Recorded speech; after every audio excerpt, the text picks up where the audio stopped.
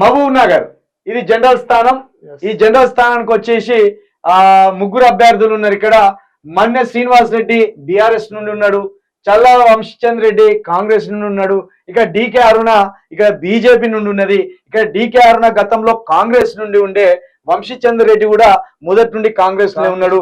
మారిన రాజకీయ పరిస్థితుల వల్ల వీడలేని పరిస్థితుల్లో కాంగ్రెస్ జీన్స్ కలిగిన డికే అరుణ బీజేపీకి పోవాల్సి వచ్చింది. నిజానికి ఆమె అణువు ఆమె హృదయము ఆమె జీన్స్ మొత్తం కాంగ్రెసే, కానీ తప్పలేదు, బీజేపీకి పోవాల్సిన పరిస్థితి వచ్చింది. ఇక రేవంత్ రెడ్డి అంటే ఈమెకు పడదు, అసలు పడదు ఈమెకు రేవంత్ రెడ్డి.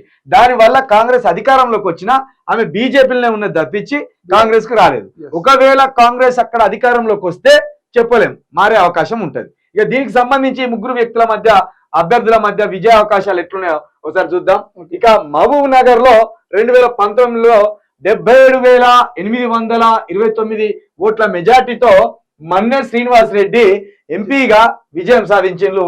ఇక అప్పుడు ఇవన్నీ కూడా అప్పుడు బీఆర్ఎస్ ఎమ్మెల్యే అభ్యర్థులే కాబట్టి కోడంగల్ ఎవరు ఇప్పుడు ముఖ్యమంత్రి అభ్యర్థి, ముఖ్యమంత్రి ఉన్న మన గుంపు మేస్త్రి గారు కోడంగల్ నుండి అప్పుడు చిత్తు ఓడిపోయాడు. ఇక నారాయణపేట, మహబూబ్ నగర్, జడ్చెల్ల, దేవరకొండ, మక్తాలు, షాద్ నగర్, ఇక్కడ కోడంగల్ ప్రజలు దానితే అక్కడ వచ్చి మల్కాజ్గిరిలో పడ్డాడు ఎవరు, మన రేవంత్ రెడ్డి గారు. అయితే ఇప్పుడు ఇక్కడ టఫ్ కాంపిటీషన్ ఉన్నది. ఇటే ఇక్కడ మహబూబ్ నగర్ లో ఇక బీఆర్ఎస్ పార్టీ అధికారం కోల్పోయింది కాబట్టి అక్కడ ఎంపీ అభ్యర్థి ఉన్న ఆయన కూడా మన్నె శ్రీనివాస్ రెడ్డికి కూడా బరిలో లేడు, ఛాన్సులు లేవు, ఆయన థర్డ్ ప్లేస్ కి వెళ్ళిపోయిండు. ఇక్కడ విజయ అవకాశాలు చల్లా వంశీచంద్ర రెడ్డి కాంగ్రెస్, అదే విధంగా డికే అరుణ ఇద్దరి మధ్య ఉన్నది. ఇక్కడ విన్నింగ్ అవకాశం ఎవరికి ఉన్నది?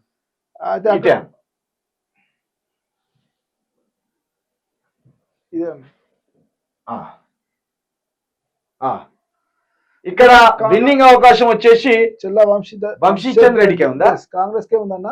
డికే అరుణ ఇక్కడ పోటీ ఇచ్చినప్పటికీ కొంచెం కాంగ్రెస్ ఎమ్మెల్యేలు చాలా మంది మొత్తం కాంగ్రెస్ ఎమ్మెల్యేలు ఉండడం వల్ల ప్లస్ మన ముఖ్యమంత్రి నియోజకవర్గం వల్ల కొంచెం ప్రెస్టేజ్ అనేది కోడంగల్ ఆయన నియోజకవర్గం కాబట్టి కొంచెం ప్రెషర్ ఎక్కువ ఉండి డికే అరుణ సెకండ్ ప్లేస్ లో ఉండిపోతుంది. అయితే ఇక్కడ ముఖ్యమంత్రి నియోజకవర్గం కావడము వంశీచంద్ర రెడ్డికి కలిసి వచ్చే అవకాశం. ఇంకోటి గతంలో ఓడిపోవడం 2019లో ఈయన థర్డ్ ప్లేస్ లో ఉన్నాడు, కాబట్టి డికే అరుణ సెకండ్ ప్లేస్ లో ఉండే, ఈయన థర్డ్ ప్లేస్ లో ఉన్నాడు. అది కూడా ఈయన కొంచెం కలిసి వచ్చే అంశం. ప్లస్ ముఖ్యమంత్రి నియోజకవర్గం అనేది కొంచెం ఇంకా ఆయనకు బాగా కలిసి వచ్చే అంశం. ఇక ఇక్కడ కాంగ్రెస్ విజయ అవకాశాలే అధికంగా ఉన్నాయి. ఇక్కడ చల్లా వంశీచంద్ర రెడ్డి విజయం సాధించబోతున్నట్టు కూడా మనకు అర్థమవుతుంది.